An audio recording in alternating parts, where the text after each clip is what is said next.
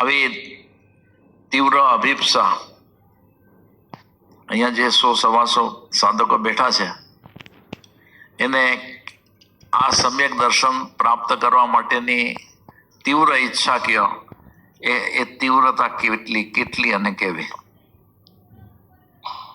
કોઈને એમ થાય છે કે સમ્યક દર્શન ન પ્રગટે ત્યાં સુધી મારે અહીંથી હટવું નથી?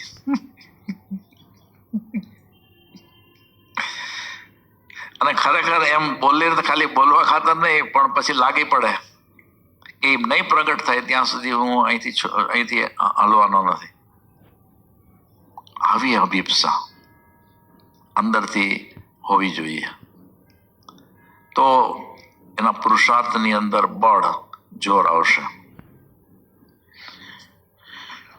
કેમ કે સમ્યક દર્શન પ્રાપ્ત કરવું છે એટલે સમ્યક દર્શન પ્રત્યેનો પ્રેમ તો પેલા ઉભો થવો જોઈએ ને.